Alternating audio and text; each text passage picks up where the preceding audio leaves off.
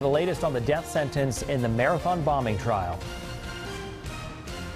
Today the jury has spoken, and Dzhokhar Tsarnaev will pay with his life for his crimes. That was U.S. Attorney Carmen Ortiz addressing reporters shortly after the jury handed down its verdict. Dzhokhar Tsarnaev will be put to death by lethal injection rather than spend the rest of his life in federal prison. Now, it's a verdict that surprised Eyewitness News analyst and former U.S. Attorney Robert Kerrente. Eyewitness News reporter Perry Russum has more. Now that Dzhokhar Tsarnaev has been sentenced to death, we wanted to know what will now happen to the 21-year-old. What's the process from here? Where will he go?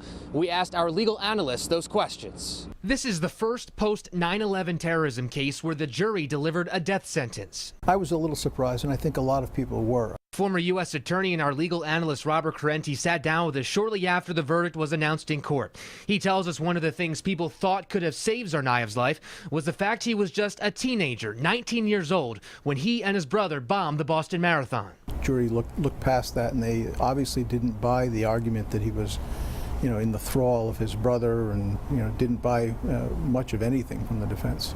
Kerrente says not many federal crimes call for the death penalty. As of late March, Death Penalty Information Center reports there are 61 inmates on federal death row.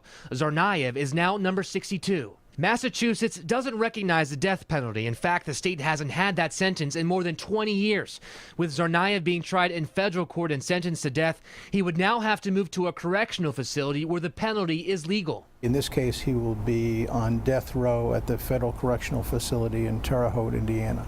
While this trial has cost Tsarnaev his life, we asked Kerrente how much this entire process has cost. You don't want to know. A lot of money, a lot of zeros. Kerrente says the question now is how long the appeals process will delay the execution of Dzhokhar Tsarnaev. He says some cases have gone 15 years post-trial. In Providence with the Mobile Newsroom, Perry Russum, Eyewitness News.